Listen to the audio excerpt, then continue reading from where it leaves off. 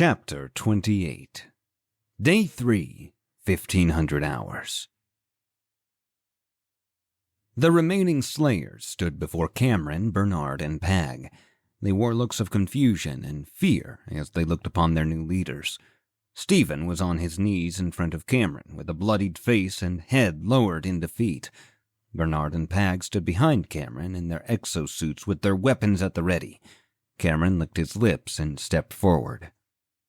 "I'll be completely clear with you all," Cameron said as he looked out at the faces of his new party. "This is not the end of the road for you guys. If you don't like the idea of surviving, of creating a new world in this place for us to live and thrive, then so be it. You can go and try to do it yourselves. I won't chase you. I won't kill you. But the truth is, I'm in this for the long run. I don't want to win this game. I want us all to win this game." The slayers whispered amongst themselves as Cameron spoke. "Back home on Earth, we were nothing. Prisoners, homeless, orphans. We were society's forgotten, the abandoned ones who had no future or hope. In spite of that, I have met some truly amazing people here on Happy Island.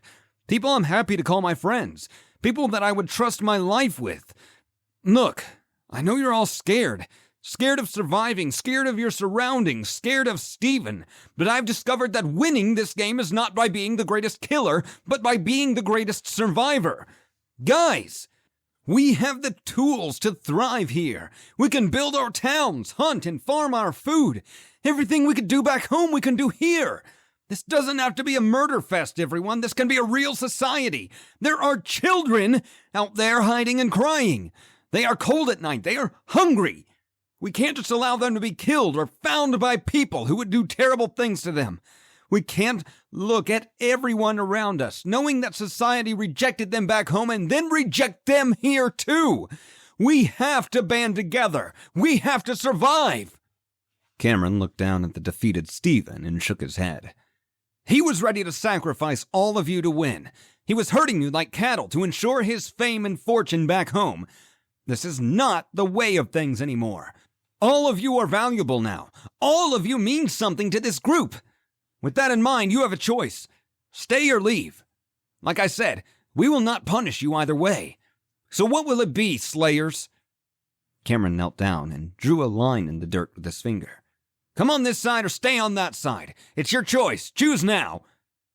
Again, the slayers whispered amongst themselves, but some immediately hurried to join Cameron and the others on his side of the line. Others needed to think it over for a moment, but eventually joined as well. 6 of them, however, remained behind, scowling or shaking their heads. Cameron nodded at them. "It's okay," Cameron said. "Go on, take a truck. Find your own way." He watched as the 6 people left his party and headed toward one of the trucks, grumbling to themselves as they did. "All right, then," Cameron said as he looked at his new team. The Slayers was a level 5 party with a cap of 20 people max without Stephen's special ability. There were 17 people total in his party. A good start. "Horton!" Cameron called out, pointing to the blonde tinkerer. Horton ran up and nodded at Cameron. "I'm sorry," Horton said, lowering his head. "I'm sorry for treating you—" "Don't apologize if you don't mean it," Cameron said. He reached out and placed his hand on the chef's shoulder. "You were a product of your environment. I don't think you're a bad person. Now listen, I need your help. I need to know how many people of each class we have. Can you do that?" "Give me 5 minutes, sir," Horton said with a nod. "It will be done." "It's Cameron," Cameron corrected him. "You don't need to call me sir. Get me the numbers. I'll be right here." Horton hurried off and began checking everybody. Cameron turned to Pag and Bernard and smiled at them.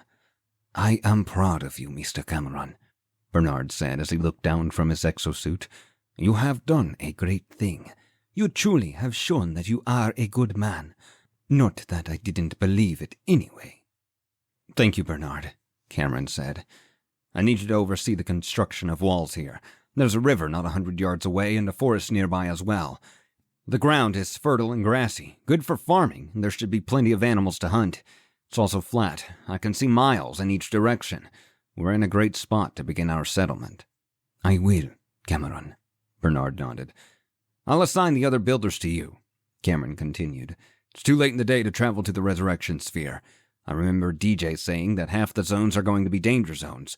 For now, we're safe, but I want walls up as quickly as they can be constructed. Tomorrow, I will put together a team to escort me to the sphere so I can revive the dead. For now, though, let's get this going. Bernard nodded and started to examine the immediate area. Cameron turned and looked at Pag. You, Cameron said, I want you to take a break. Do whatever you want. Be a kid. Once I get the other Tinkerers organized, we can all sit down and learn some more about our class. I know that there is so much to be discovered. Oh, thank God, Pag sighed. I just want to sleep. Do it, buddy, Cameron chuckled. You deserve it. Pag nodded and stomped off in his exosuit. Finally, Cameron was left with Stephen. He dropped to the ground next to him, sitting on his ass and staring up at the sky. The two kept silent for a few minutes, but then Stephen spoke. Aren't you just a noble little fuck? He spat, glaring at his new leader from the corners of his eyes. You're screwing these people. You know that. Oh, shut up, Cameron said. A significant chance of living is much better than a significant chance of death. Making it to the final 10 is evil, Stephen. Is that what you are? I do what I need to survive, mate, Stephen said in a not-too-friendly tone. Just like you. Right, Cameron said. And whatever that used to be isn't necessary anymore. I didn't kill you, not because I didn't want to, but because I've seen a glimpse of your humanity.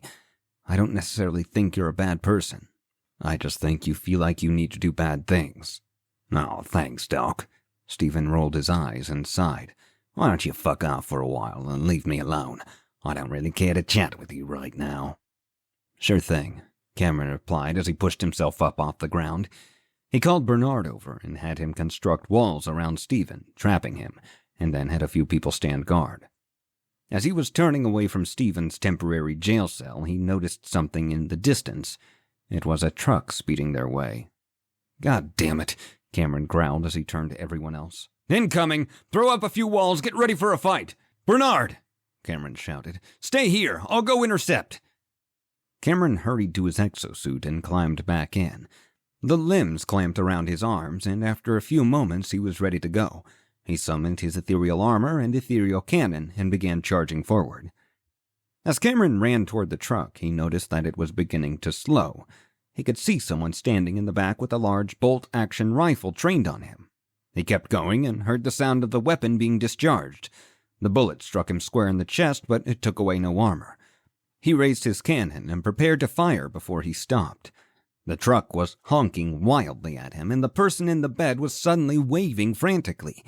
He held his position, and the truck came to a stop. He watched curiously as the person in the back jumped out. He wore a helmet that covered his face and a set of light combat armor. His rifle was huge, nearly as big as he was, and he had 2 semi-automatic pistols at his hips and a katana on his back. The door to the truck flung open, and Cameron watched as a thick metal boot stepped out on one side. The passenger door opened as well, and he saw pillows spill onto the ground. The passenger flopped out of the truck, shouting and cursing at himself as he did, but composed himself and smiled at Cameron. He, too, wore heavy armor and had a long sword at his hip. On his back was an SMG, and he held a physical shield in his hand. Cameron! The heavily armored driver bellowed as he charged toward the exosuit. He wrapped his arms around the leg of the suit and hugged it. Cameron knew the voice. He knew it well, but he couldn't believe it when he heard it. Gino? Cameron asked as he looked down at his leg. Is that you? It's me, Cameron! Gino shouted back. Floof and Maria, they brought me back! No shit! Cameron laughed as he lowered his suit and stepped out. Gino! He wrapped his arms around the tiny man and slapped him on the shoulder. It's so good to see you alive! Ah, yes, it was good for a moment, Floof sneered, until I got in the truck with that man. He drives like a madman, I say! Floof, Cameron declared as the bearded pillowmancer stepped up to him. It's good to see you again, man. You too, Cameron. Floof smiled.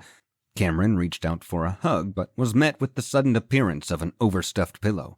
Please hug that, Floof said, shaking his head. My body aches from Gino's driving. Cameron let the pillow fall to the ground and walked past Gino and Floof. The third person, the one with the helmet that covered her face, slowly walked up with her oversized rifle resting on her shoulder. With her free hand, she reached up and pulled the helmet off her head, revealing her face and long brown hair. "Maria," Cameron said as a wave of relief came over him. "Thank God you're okay."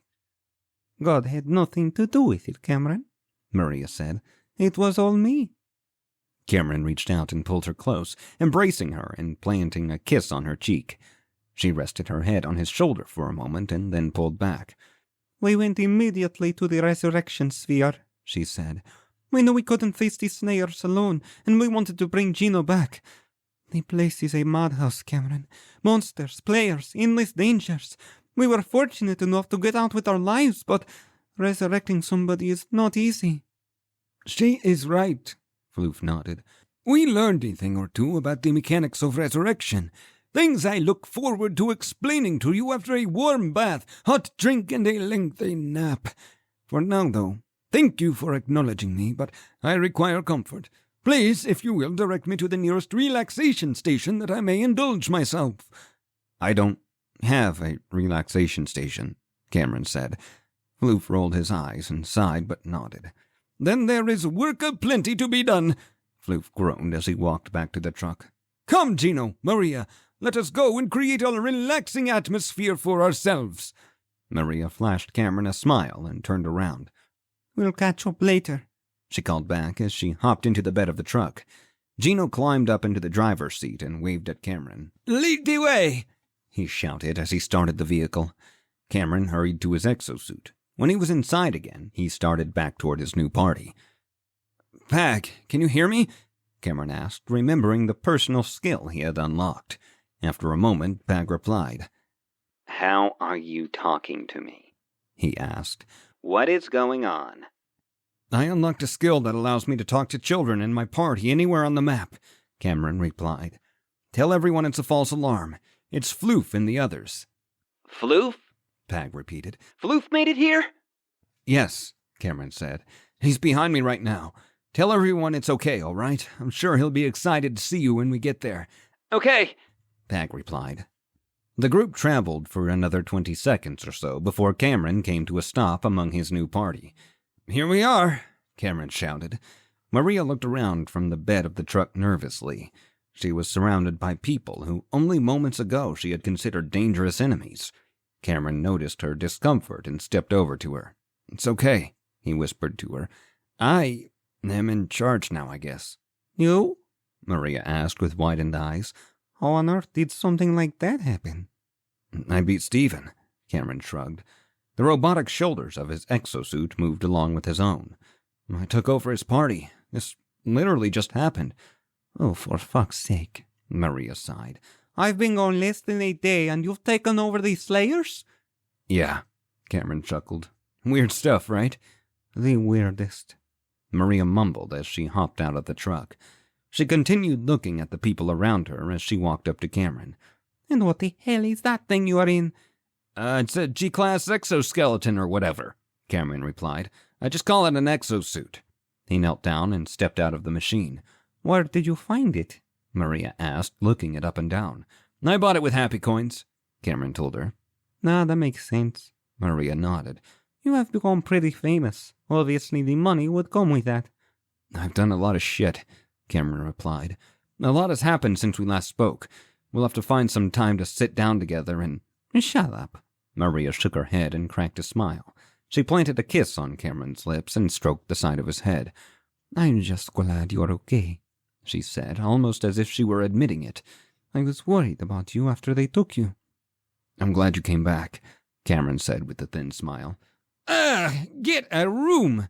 Gino boomed as he walked past and slapped Cameron's ass. Cameron chuckled and Maria rolled her eyes.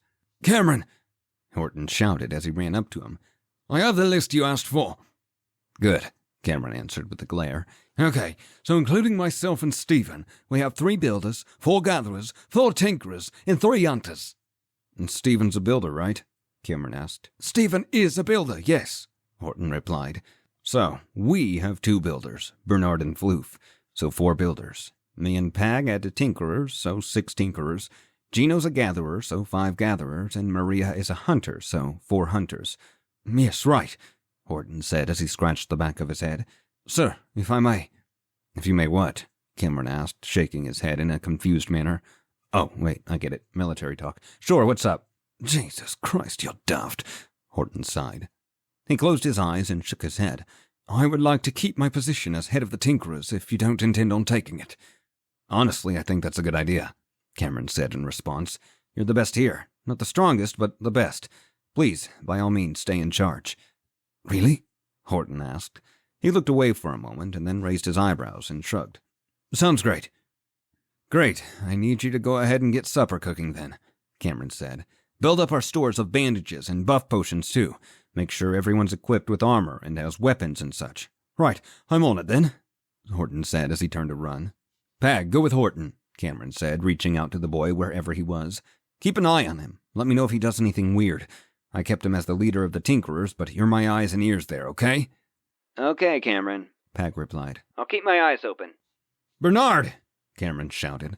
The man was still in his exosuit. Cameron imagined he would be in it most of the time from now on. He hurried over, careful not to step on anybody, and looked down at Cameron. Yes, Mr. Cameron. Can you get some walls around us? Maybe make a 50-yard square to start. That is no problem, Cameron, Bernard readily agreed. I will begin work at once. I'll have Gino work on logistics with you, Cameron said. You tell him what you need, and he and the gatherers will make sure you have the materials for it. That will be no problem, Cameron. Bernard nodded and knelt down. My friend, I know I've said it already, but I am very proud of you. Thank you. Cameron smiled at his friend and let out a sigh of relief. Things had calmed down, and he was glad to have all his friends in one place. He looked forward to building up their camp, toward creating something real for them. He looked forward to getting Amanda back. He just needed to get a good night's rest, and... A strange pounding suddenly changed his train of thought. It sounded like something very large was crashing against the ground over and over. Everyone seemed to hear it, and they all looked north toward the woods where it was coming from. The pounding slowly became more intense, more rapid, and louder. What is that? Cameron asked Floof as he walked by. Maria stepped up behind the two of them with her massive rifle shouldered and stuck her helmet on her head. It's not good, whatever it is, she said as she looked through the scope. A loud screech filled the air around them, and then another, and another. Another noise, a flapping noise like some kind of giant bird, became audible and mixed with the pounding. I don't like this, Cameron said. He turned around and headed to his exosuit. We might want to get out of here. Suddenly, a deafening roar came from the trees. The canopy seemed to rustle like waves, and an exosuit suddenly burst through, charging toward them at a rapid speed. What do you see? Cameron shouted down to Maria. What is it? A man in a loincloth, Maria replied. He's covered in blood and looks scared as hell. Oh, Jesus, him again, Cameron sighed. Does he look?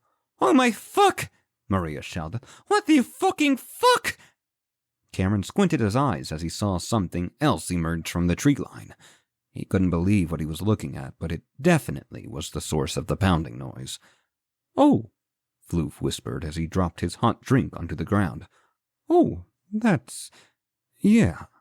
His hand began to tremble, for he had no idea what to do. A T-Rex!